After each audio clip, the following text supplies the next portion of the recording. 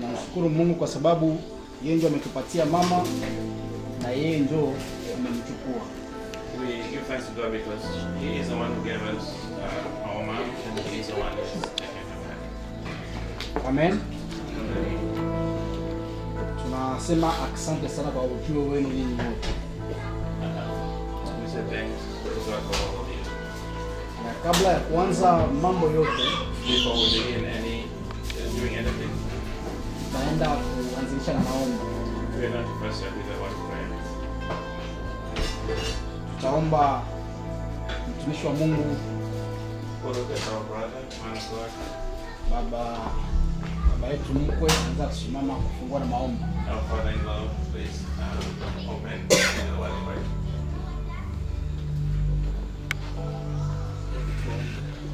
Let's pray. Mwenyezi Mungu, muumbaji wa vyote, ukatumba kwa mfano wako, ukatuweka chini ya jua. Tunaleta asante na shukrani kwako kwa kuwa ilikupendeza ulifanya hii siku, ilikupendeza uvune kama mkulima, ilikupendeza uvune mahali ulipanda. Na sisi Bwana wa uzima, ikiwa tunakusanyika hapa ni sababu ya kukushukuru kwa yale ulioni na kupendeza. Asante Mungu kwa ujio wetu. Asante kutukusanyisha hivi. Asante sababu unabakia moja faraja kubwa. Tunakuasante na kukushukuru kwa kutuwezesha tuwe hapa. Na vipindi vyote tunavikabidhi mikononi mwako. Kama Mungu naweza yote. Jina la Yesu Kristo. Bwana tunakuomba na kushukuru. Amen. Amen. Mpigie Mungu makofi. Nashukuru. Thank you. Tuko hapa na watumishi wa Mungu, We are gathered here with men of God. lakini kabla ya kusikia neno ya faraja kutoka kwa mtumishi wa Mungu, And before we hear the word of encouragement from the man of God, nataka kukumbusha ya kwamba tumekusanyika hapa siku ya leo I'd like to remind you that we're gathered together today kwa kusherekea siku ya kumaliza matanga ya mama yetu ambaye ametuacha. as we celebrate the last day of our sister, our mother, who has departed. Bila kupoteza muda, So without wasting any time, tutamkaribisha mtumishi wa Mungu we welcome the man of God atupatie neno ya kutuhimiza, to give us a word of encouragement. na baada ya hapo tutaendelea na vipindi vingine. And then after that, we'll continue with other sections of the program. So we welcome the pastor So Pastor Hogan, to give out the word of encouragement as we continue with the other programs. Pastor, you're welcome. Thank you. Thank you. Thank you for having me here. My name is Pastor Ben, Asante kwa kuwa na mimi hapa. Jina langu ni Pastor Ben, and we are here to celebrate, na tuko hapa kusherekea even in the time of grief. hata katika wakati wa matanga. I want to read from Romans chapter 8, Tutasoma kitabu cha Warumi sura yake ya 8 starting at verse 18. kuanzia mstari wa 18. Paul says, I consider that our present sufferings are not worth comparing with the glory that will be revealed in us. Tutasoma kwenye Biblia ndio tuelewe vizuri. Mateso ya wakati huu wa sasa huwa si kitu kama utukufu ule utakaonunuliwa kwetu. Amen. We will suffer in this world is what Paul is saying. Tutateseka katika ulimwengu huu kama vile Paulo anasema. If following God, if you believe, would be easy, Paul tells you right here, it is not. Na kwa kumfuata Mungu kama unafikiria kwamba itakuwa rahisi, kulingana kisi Paulo anasema hapa, haitakuwa rahisi. The more we live, the more suffering we often see. Na tunapoendelea kuishi na tutaendelea kuona mateso. Today, we are suffering at the loss of someone we love dearly. Na leo tunateseka kwa kumpoteza mtu ambaye tumempenda sana. And she also knew suffering. Na yeye pia aliteseka. In her last days of her life, she suffered many health problems. Na kwa masiku zake za mwisho za kuishi aliteseka pengine na magonjwa. And certainly throughout her whole life, she had different times where she experienced great pain. Na pengine katika maisha yake kuna wakati mwingi alipitia pia matatizo. But Paul says now she's in glory. Lakini Paulo anasema sasa hivi huyo mama yuko katika utukufu. Any pain we encounter here on earth is nothing compared to the glory that we will see.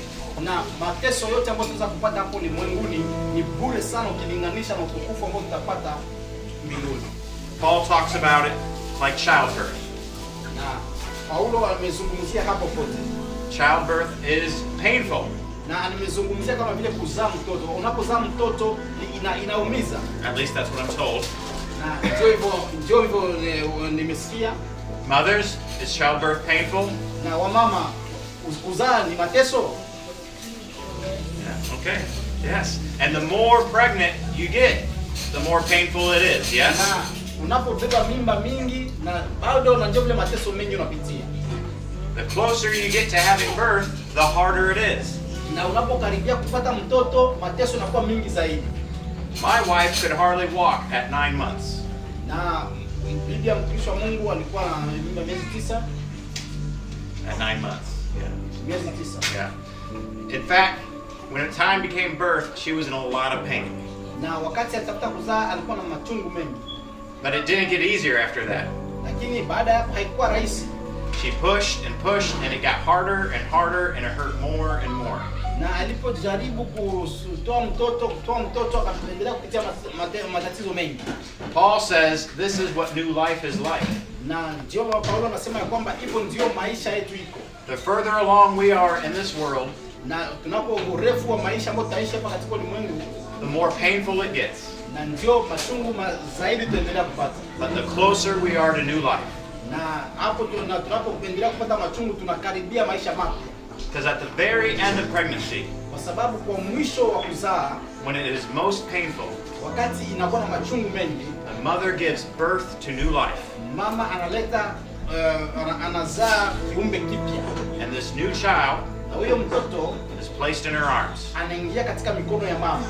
And the mother forgets all her suffering. Na mama anapogusa mtoto wake kwenye mkono anasahau mateso yote.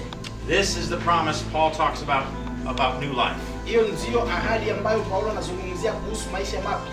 The closer we are, na tunapokaribia, the more suffering we'll have. Mateso yanaendelea kuwa mingi. But when that day comes, lakini hiyo siku inapofika, when we experience new life, wakati tunapoingia katika maisha mapya, our joy will be greater than the suffering we encounter. Lakini furaha yetu itakuwa ni zaidi kuliko mateso yote ambayo tumepitia. That is the promise we are celebrating today. Na hiyo ndio ahadi ambayo tunasherehekea siku ya leo. That our loved ones are not gone. Na ndugu zetu hawajapotea. But they are more alive than they ever have been. Lakini wanaishi maisha mazuri kuliko yale ambayo walikuwa wanaishi. They are now experiencing new life. Sasa hivi wanakuwa katika maisha mapya. And if they could speak to us today, na wakituzungumzia siku ya leo, they would tell you about the glory they are now in.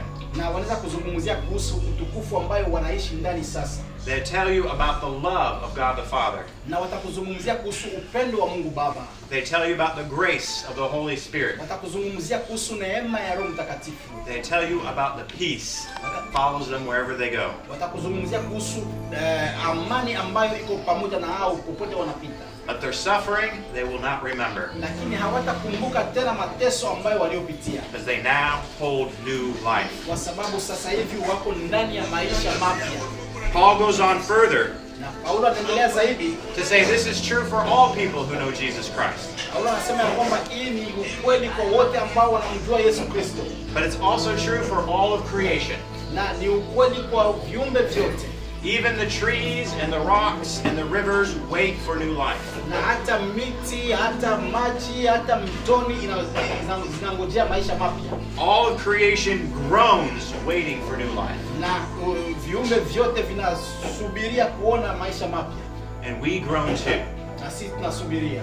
Paul goes on to say even further. Na Paulo aliendelea kusema that nothing can separate us from God. na hakuna kitu ambacho kitatutenga na Mungu. Nothing we do wrong can separate us from God. Hakuna makosa ambayo unafanya ambayo inaweza kutosha katika upendo wa Mungu. Suffering can't separate us from God. Mateso ambayo unapitia haiwezi kutenga na upendo wa Mungu. Sickness can't separate us from God. Magonjwa haiwezi kutenganisha na upendo wa Mungu. And death cannot separate us from God. Na kifo haiwezi kutenganisha na upendo wa Mungu. This is the promise of new life. Na hiyo ndio ahadi ya maisha mapya. It follows us wherever we go. Inatufuata popote tuendapo.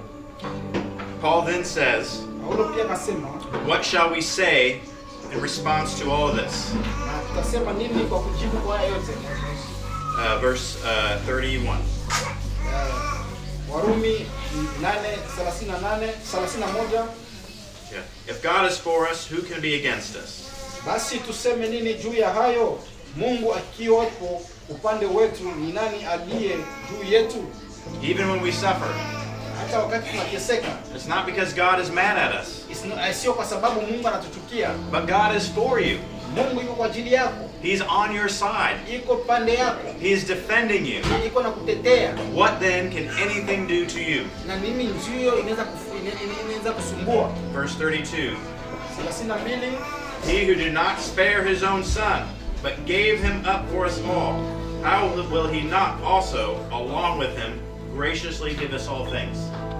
Yeye asiyemwachilia mwana wake mwenyewe, bali alimtoa kwa ajili yetu sisi sote, atakosaje kutukirimia na mambo yote pamoja naye?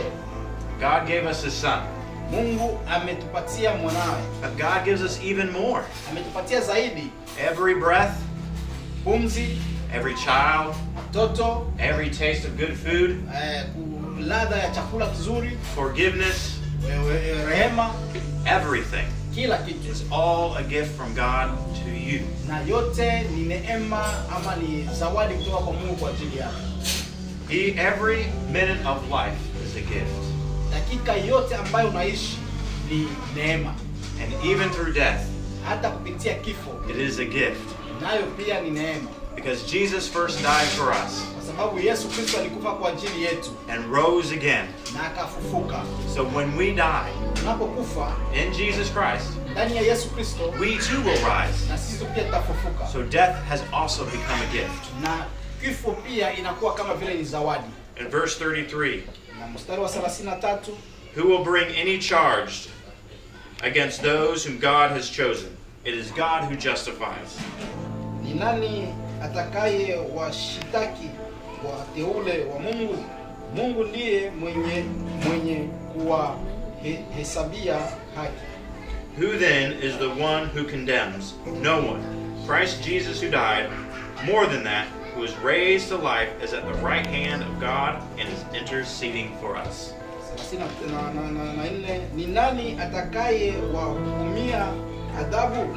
Kristo Yesu ndiye aliyekufa, na zaidi ya hayo amefufuka katika wafu, naye yuko mkono wa kuume wa Mungu, tena ndiye anayetuombea. When we pass, Napokufa we have a Savior, tuko na mkombozi Jesus Christ, Yesu Kristo, who is defending us, ametutetea. who's saying, that is my brother, Amesema huyu ni ndugu yangu, that is my sister, huyu ni dada yangu, that is my father's child. huyu ni mtoto wa baba yangu, They belong to my Father. ni watoto wa baba yangu, They belong to new life. wanastahili kupata maisha mapya. In verse 35, who shall separate us from the love of Christ?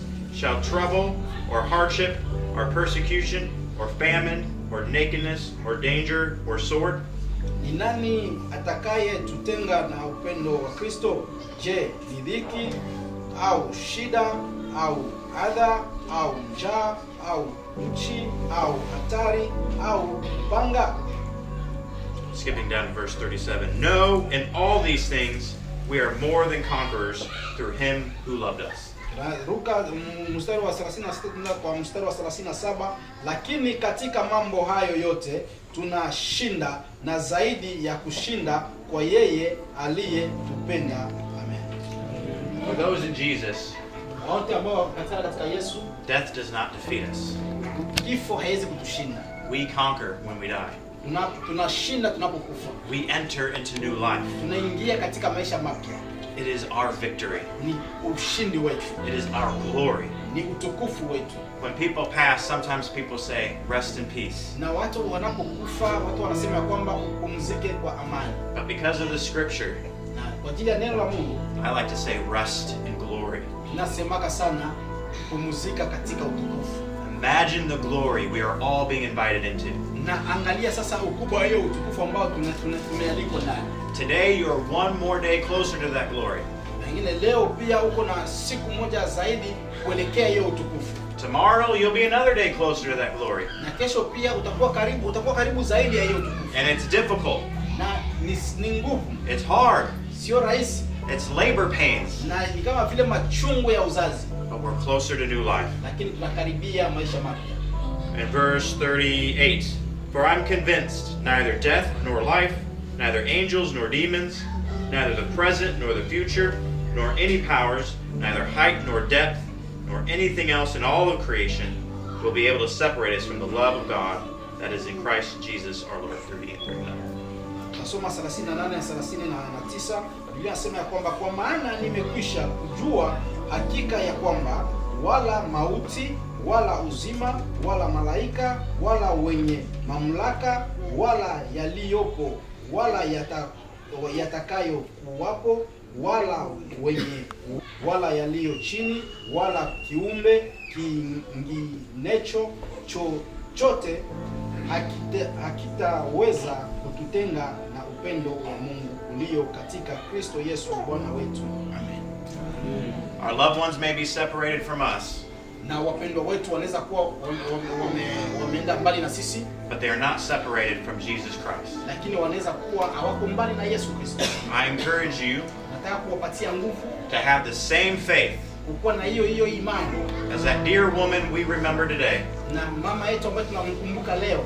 that one day we will be reunited with her, Siku mmoja tutakuwa pamoja na yeye, never separated from Jesus Christ, na kuomba tu usimwache Yesu Kristo around the throne of God, na wa kiti ya enzi, celebrating with her and all those who have gone before us na tutasherehekea pamoja na yeye na wengine wote ambao wametutangulia. forever and ever. Itakuwa milele na milele. Encourage each other with these words Nataka upatie ndugu zako moyo kupitia neno ya Mungu in the name of Jesus Christ. katika jina la Yesu Kristo. Can I pray? Naweza kuomba. Gracious and holy God, be with us today.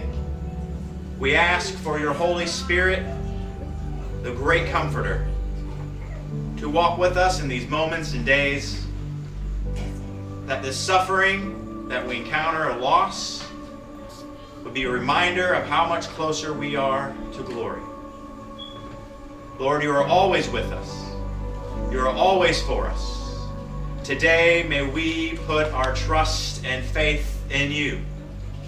Everything else will pass away, but God, you never pass away. Strengthen us with the company gathered here, and strengthen us by your word. In your name we pray. Amen. Pigia Yesu makofi.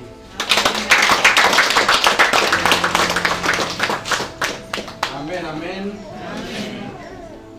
Thank you very much, Pastor. May God bless you. So, kutakuwa biography ya mama. We'll be able to hear about the biography of my mom. Na tutamwachia ndugu yetu ambaye ni technician cameraman. And we'll let our brother, who is a technician, Atatuonesha hiyo biography na video kidogo. will be able to show us the video. Atatusomea biography ya mama. And he will be able to read to us our mom's biography. Asante. Thank you. Hamjambo tena. Hello everybody. Kama vile kiongozi amesema, The way, just as my brother said, tutasoma kwa ufupi kuhusu maisha ya mama. we'll briefly share the history of our mom. Mama kwa jina alikuwa anaitwa Chirezi Françoise. Our mom, by the names of Kirezi Francois. Alizaliwa Burini, South Kivu, Was born South Kivu, Democratic Republic of Congo. Remy, and Congo.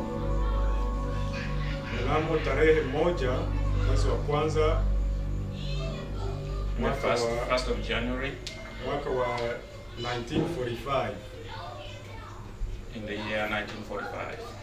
na amefariki leo mwezi huu, mwezi wa kenda, And she passed away this September tarehe 18 on the 18th mwaka huu. this year. Kuhusu masomo, About education, amesoma hadi somo la 4. she stopped at grade 4. Kuhusu kazi, About work, alikuwa mfanya biashara. she was a business lady.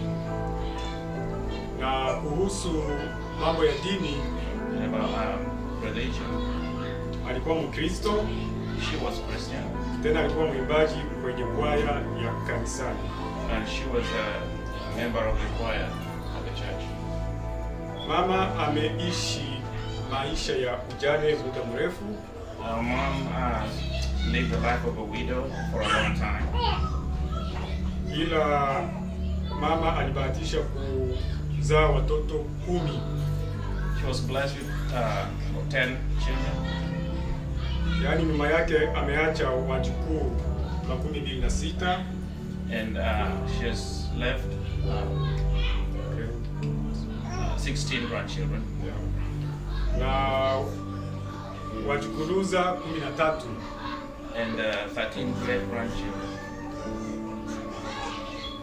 Na kwa mwisho sisi kama familia tunasema asante And finally, as a family, we say thank you kwa kushiriki kwa siku ya leo, na Mungu awabariki. for sharing this day with us, and God bless you.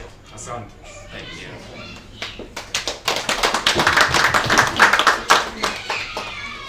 Ya takayofuata, tutafuata video ambayo inaonyesha maisha ya mama. We will watch the video that shows the life of our mom. Wakati alikuwa mzima na namna gani aligonjwa hadi amezikwa. The time she was okay until the time that she got sick and passed away.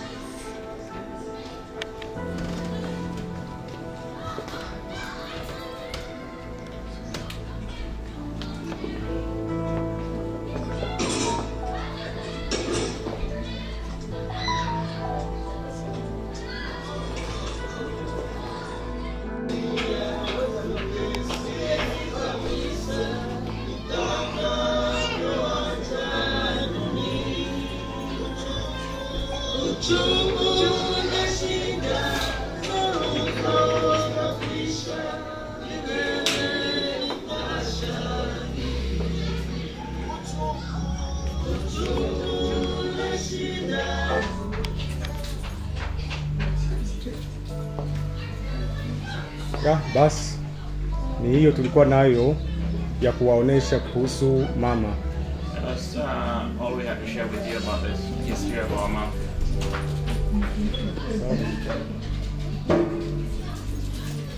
Okay, asante sana. Thank you very much. Tumeona gisi na tumesikia maisha ya mama. We've been able to watch the history of our mom.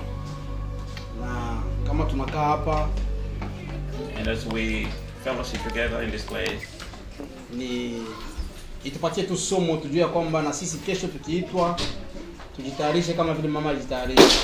it's like a moment for us to also learn that when our time comes to call home, just the same way our mother was called home, we should be able to be ready.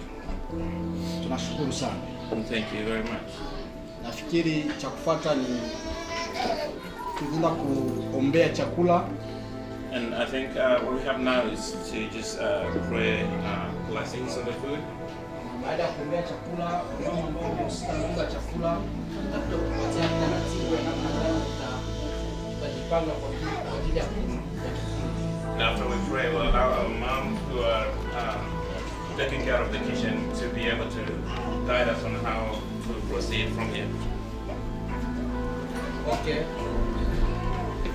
Mr. Ndugu Chakoti ataombea chakula. So our brother Shahar, pray for this food.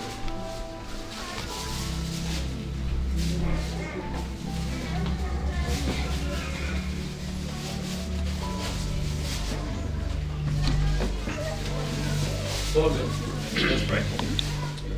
Mungu wa Ibrahimu, Mungu wa Isaka, Mfalme wangu umesema kushukuru kwa kila jambo, katika mazuri, katika mabaya, asante. Tunasema asante Mfalme kwa wakati uliopatia. Baba, unajua kwa nini tunakusanyika. Tazama Mfalme wangu, tunakushukuru kwa vipindi kama vimepita. Endelea Baba kufariji nyumba hii. Mfalme wangu, tazama chakula hii tunaacha katika mkono wako Baba. Bariki sio tutumika, tutatumia kutumika kidogo mwetu. Baba tunasema asante kwa maana uko Mungu mwenye uwezo, mwenye huruma, mwenye upendo. Acha jina lako lipewe sifa Mfalme, Mfalme tunasema amen. Basi tumpigie Yesu makofi. Yesu mama wako anaandaa chakula huko. So while our sisters are getting the food ready, Tunamuomba dada yetu mkubwa ambaye tuko naye hapa. we'll ask our sister, our elder sister here, Hai ni Daja hii. our sister Jackie, Kuna neno ya shukrani kwa kila mmoja. Simama tu aseme neno moja. to be able to share a word or two. Bwana asifiwe. Praise Jesus. Sina kitu ya kusema, I don't have a lot to say, lakini tunashukuru Mungu kwa yote. I thank God for everything. Nashukuru sana ndugu zangu. Maana tulipata habari hii. Tulijikuta tuko peke yetu. I'm thankful because when we received this message, we found ourselves alone. Na mbona kama ni vigumu sana tutafanyaje? And we felt like it was very difficult. We didn't know what to do. Lakini nilipoona ndugu zangu wanakimbilia kukaribia kutusogelea, But when I saw our brothers getting closer and encouraging us and strengthening us, nikatupatia tena nguvu kidogo. we were able to get some strength. Kwa hiyo nawashukuru wote kwa upendo ambao mmetuonesha So thank you all for all the love you showed us kwa hii kipindi kigumu, during this hard time, kwa kweli hamkutuachilia. because you never let us alone. Mungu awabariki. God bless you so much. Asante. Thank you.